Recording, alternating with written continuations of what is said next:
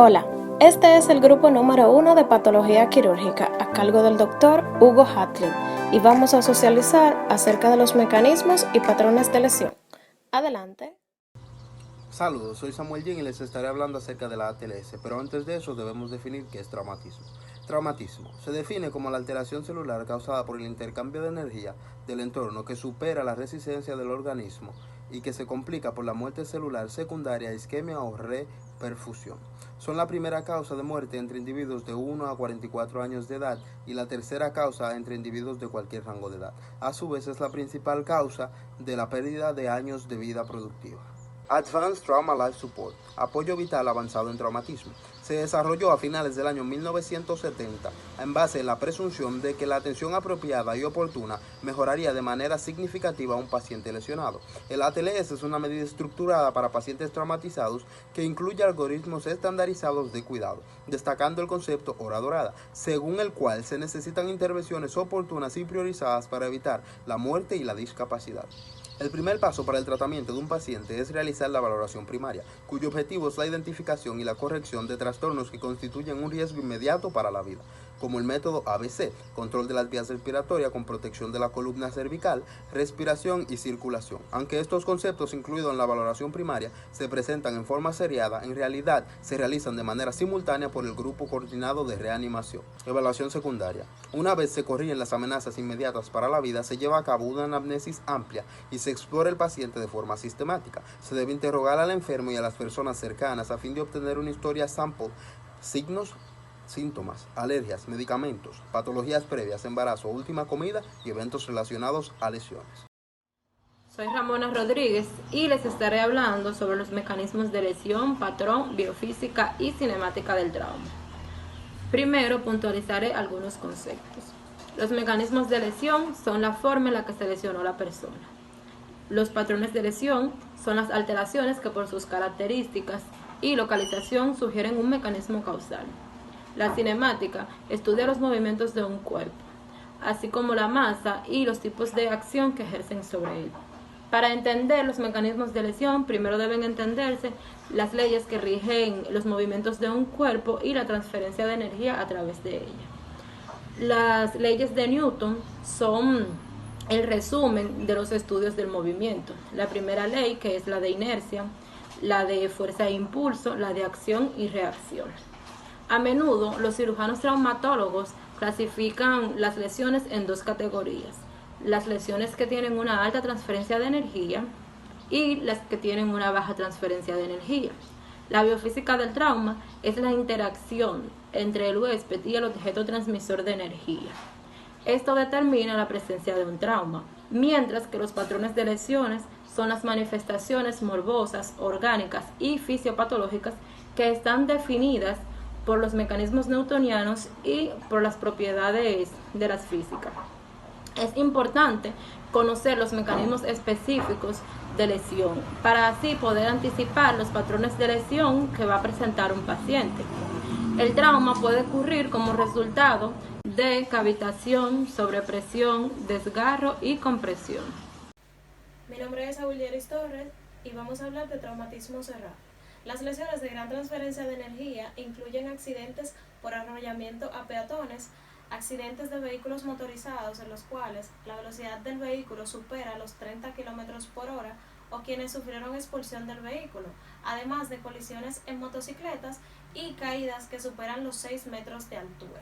Como consecuencia, los traumatismos cerrados se relacionan con lesiones múltiples y de distribución amplia. En estos traumas, los órganos que no sufrieron deformación elástica como consecuencia del impacto son los que tienen más probabilidades de sufrir la lesión, es decir, los órganos sólidos, como son el hígado, el vaso y los riñones. En los traumatismos cerrados, los mecanismos específicos de lesiones se vinculan con grupos o patrones lesivos. Por ejemplo, cuando un conductor que no porta cinturón de seguridad participa en un impacto frontal, la cabeza golpea el parabrisas, el tórax y la mitad superior del vientre se golpean con el eje del volante, las piernas y las rodillas hacen contacto directo con el tablero de instrumentos. Las lesiones resultantes en base a esto pueden incluir fracturas faciales y cervicales, lesión de la aorta torácica, contusión miocárdica, lesión del vaso e hígado y fracturas de pelvis y extremidades inferiores. Cuando se valora a estos pacientes, el descubrimiento de una de estas lesiones es indicación de que se debe de iniciar una búsqueda de otras más.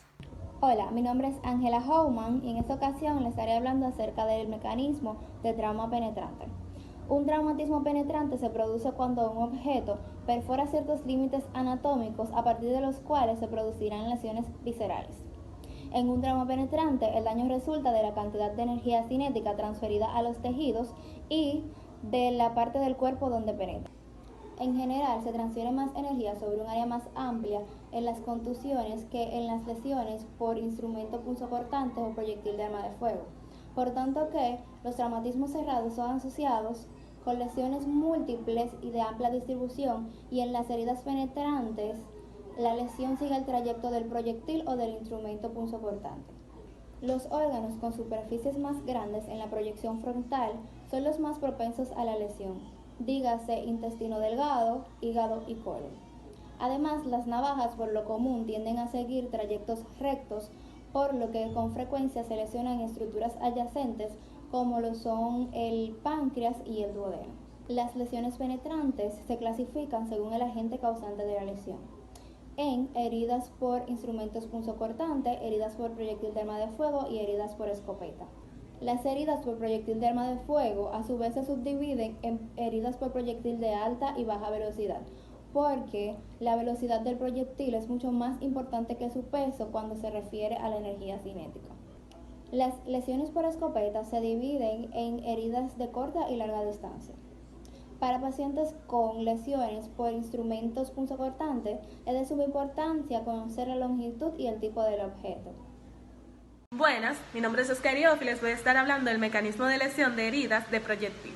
Estas heridas se subdividen en lesiones por proyectiles de alta y baja velocidad. Las lesiones por escopeta se dividen en heridas de corta y larga distancia. Las primeras equivalen a heridas por proyectiles de alta velocidad porque la totalidad de la energía de la carga se aplica a un área pequeña. A diferencia de ello, los impactos de proyectiles de larga distancia originan una distribución difusa de los perdigones. Lesiones originadas por armas de fuego. Empezaremos por las lesiones causadas por un proyectil único. La herida típica que produce una bala consta de orificio de entrada, que por lo general es único para cada proyectil disparado, trayecto, que puede ser único o múltiple dependiendo si se fragmenta o no el proyectil, y orificio de salida, que puede faltar si el proyectil queda incluido o puede ser múltiple en el caso de que el proyectil se fragmente. Bien, seguimos con las lesiones originadas por proyectiles múltiples, disparos de escopetas. Este tipo de lesiones se caracterizan por ser muy diferentes según a la distancia a la que se haya producido el disparo. Aquí podemos ver las dimensiones de las lesiones según la distancia a la que se haya producido. También lesiones originadas por el taco.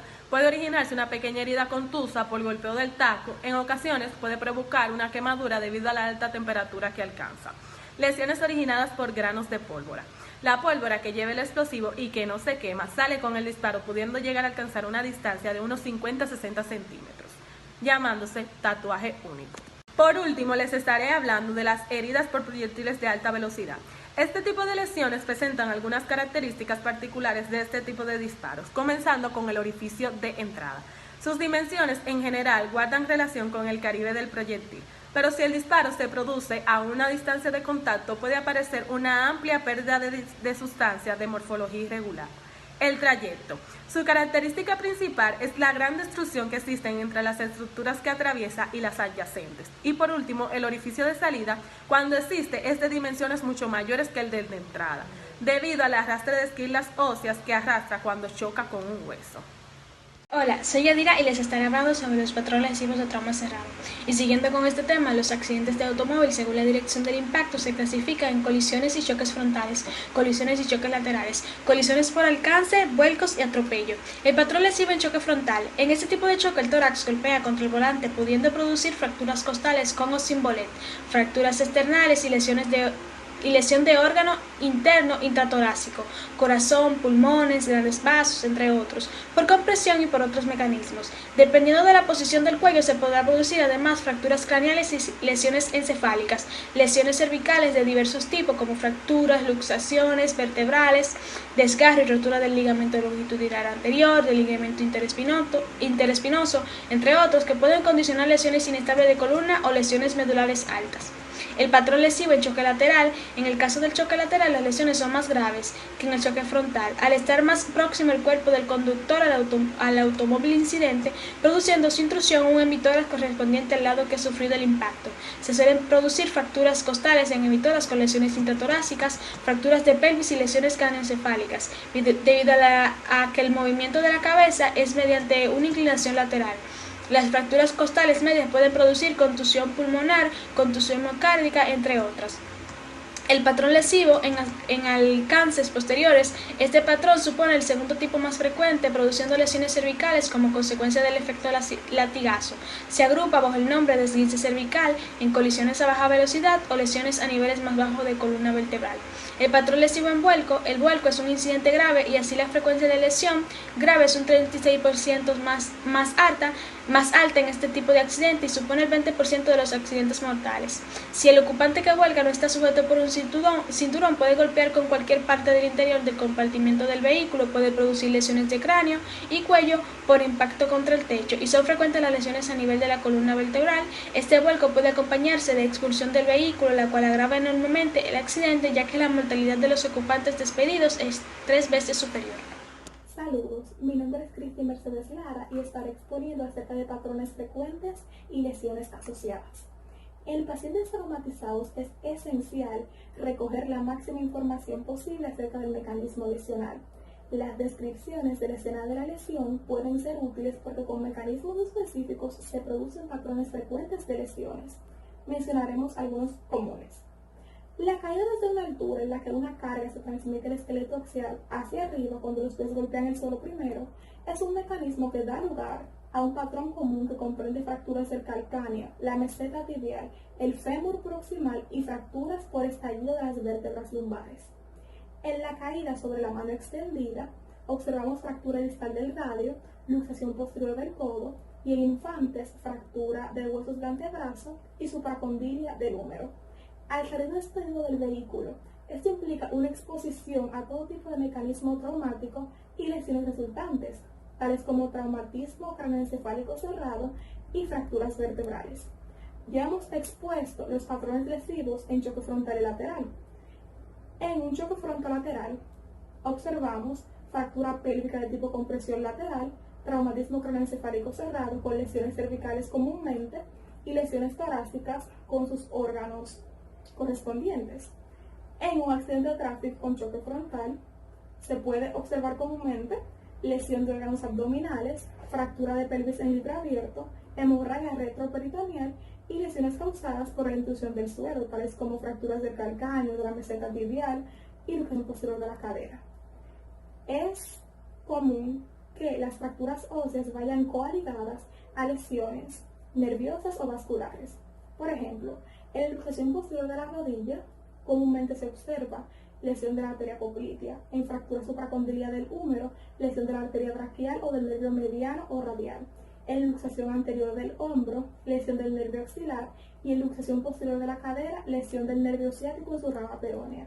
En suma, esta información es fundamental para que el médico establezca el mecanismo general de la lesión y anticipe los patrones lesivos concomitantes para darle el mejor tratamiento posible al paciente.